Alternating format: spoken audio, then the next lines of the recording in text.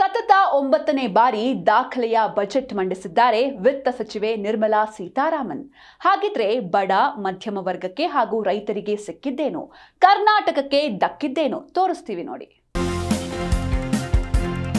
ಕೇಂದ್ರ ಹಣಕಾಸು ಸಚಿವೆ ನಿರ್ಮಲಾ ಸೀತಾರಾಮನ್ ಅವರು ಸತತ 9ನೇ ಬಾರಿ ಬಜೆಟ್ ಮಂಡಿಸುವ ಮೂಲಕ ಸ್ವತಂತ್ರ ಭಾರತದ ಇತಿಹಾಸದಲ್ಲಿ ಹೊಸ ದಾಖಲೆ ಬರೆದಿದ್ದಾರೆ.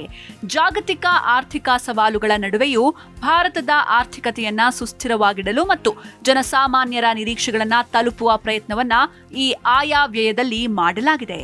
ಬಜೆಟ್ನಲ್ಲಿ ಸಾಮಾನ್ಯ ಜನರಿಗೆ ಒಂದಿಷ್ಟು ರಿಲೀಫ್ ಸಿಕ್ಕಂತಾಗಿದೆ. ಪ್ರಮುಖವಾಗಿ ಯಾವುದೆಲ್ಲ ಅಗ್ಗವಾಗಲಿದೆ ಅಂತ ನೋಡ್ತಾ ಹೋಗೋದಾದ್ರೆ, ಯಾವುದು ಅಗ್ಗ? ಈ ಬಾರಿಯ ಬಜೆಟ್ನಲ್ಲಿ ಆರೋಗ್ಯ ಕ್ಷೇತ್ರಕ್ಕೆ ಆದ್ಯತೆ ನೀಡಲಾಗಿದ್ದು, ಕ್ಯಾನ್ಸರ್ ಚಿಕಿತ್ಸೆಗೆ ಬಳಸುವ 17 ಪ್ರಮುಖ ಔಷಧಗಳು ಹಾಗೂ ಸಕ್ಕರೆ ಕಾಯಿಲೆ ನಿಯಂತ್ರಣದ ಔಷಧಗಳ ಬೆಲೆ ಇಳಿಕೆಯಾಗಲಿದೆ. ಲೆದರ್ ಮತ್ತು ಪಾದರಕ್ಷೆ, ಚರ್ಮದ ಶೂಗಳು ಹಾಗೂ ಚರ್ಮದ ಉತ್ಪನ್ನಗಳ ಬೆಲೆ ಇಳಿಕೆಯಾಗಲಿದೆ. ಇನ್ನು ಬಟ್ಟೆ ಮತ್ತು ಸಿದ್ಧ ಉಡುಪುಗಳ ರಫ್ತಿಗೆ ಉತ್ತೇಜನ ನೀಡಲಾಗಿದ್ದು, ಇವುಗಳ ಬೆಲೆ ಇಳಿಕೆಯಾಗಲಿದೆ.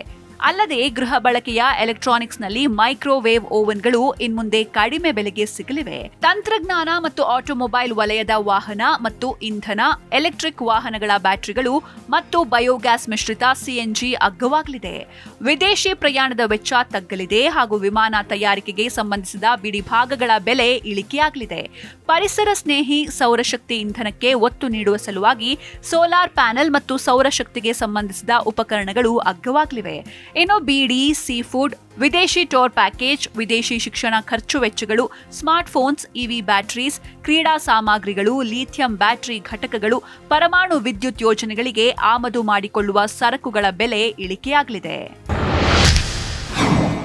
ಆದಾಯ ತೆರಿಗೆಯಲ್ಲಿ ಯಾವುದೇ ಬದಲಾವಣೆ ಇಲ್ಲ.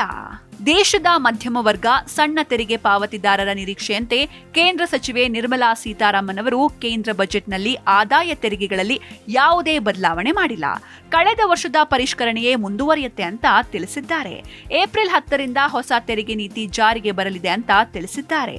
ಆದಾಯ ತೆರಿಗೆ ಪಾವತಿದಾರರು ಪರಿಷ್ಕೃತ ತೆರಿಗೆ ಸಲ್ಲಿಕೆಯ ಅವಧಿಯನ್ನ ಡಿಸೆಂಬರ್ 31ರಿಂದ ಮಾರ್ಚ್ 31ರವರೆಗೆ ವಿಸ್ತರಿಸಿದ್ದಾರೆ.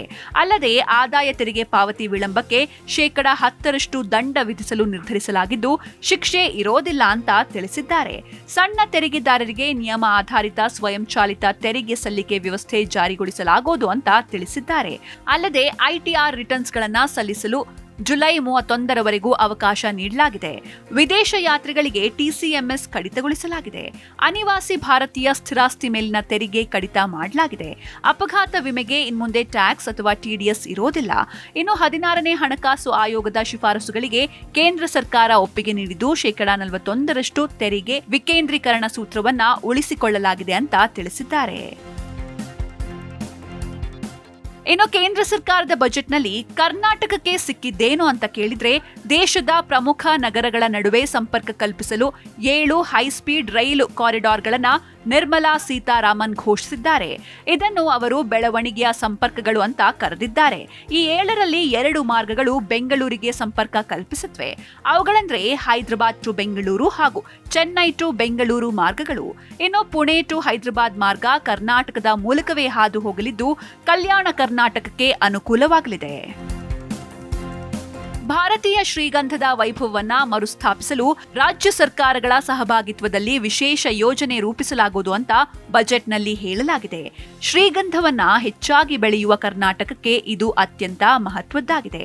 ಕರಾವಳಿ ಭಾಗದ ರೈತರಿಗಾಗಿ ತೆಂಗು ಪ್ರಚಾರ ಯೋಜನೆ ಮತ್ತು ಗೇರು ಬೆಳೆಯನ್ನ ಜಾಗತಿಕ ಬ್ರ್ಯಾಂಡ್ ಮಾಡಲು ವಿಶೇಷ ಪ್ಯಾಕೇಜ್ ಘೋಷಿಸಲಾಗಿದ್ದು, ಇದರಿಂದ ರಾಜ್ಯದ ರೈತರಿಗೆ ಅನುಕೂಲವಾಗಲಿದೆ.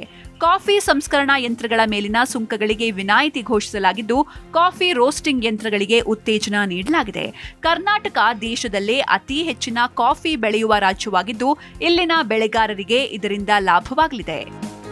ನರೇಗಾ ಹೆಸರು ಬದಲಾಯಿಸಿ ವಿಬಿಜಿ ರಾಮ್ಜಿ ಅಂತ ಬದಲಾಯಿಸುವ ನಿರ್ಧಾರಕ್ಕೆ ವಿರೋಧ ವ್ಯಕ್ತವಾಗುತ್ತಿರುವ ನಡುವೆಯೇ ಕೇಂದ್ರ ಸರ್ಕಾರ ಖಾದಿ ಉದ್ಯಮಕ್ಕೆ ಒತ್ತು ನೀಡಲು ನಿರ್ಧರಿಸಿದ್ದು, ಖಾದಿ ಉದ್ಯಮಕ್ಕೆ ಮಹಾತ್ಮ ಗಾಂಧಿ ಹೆಸರು ಯೋಜನೆಯನ್ನ ಘೋಷಿಸಿದೆ. ಇನ್ನು ಕ್ರೀಡೆಗಳಿಗೆ ಉತ್ತೇಜನ ನೀಡಲು ಖೇಲೋ ಇಂಡಿಯಾ ಮಿಷನ್ ಘೋಷಣೆ ಮಾಡಲಾಗಿದ್ದು, ಉದ್ಯೋಗ ಸೃಷ್ಟಿ, ಪ್ರತಿಭಾವಂತ ಕ್ರೀಡಾಪಟುಗಳನ್ನು ಉತ್ತೇಜಿಸಲು ಮುಂದಿನ 10 ವರ್ಷಗಳಲ್ಲಿ ಕ್ರೀಡಾ ವಲಯಕ್ಕೆ ಈ ಮೂಲಕ ಒತ್ತು ನೀಡಲಾಗಿದೆ. Desk bureau, G Kannada news.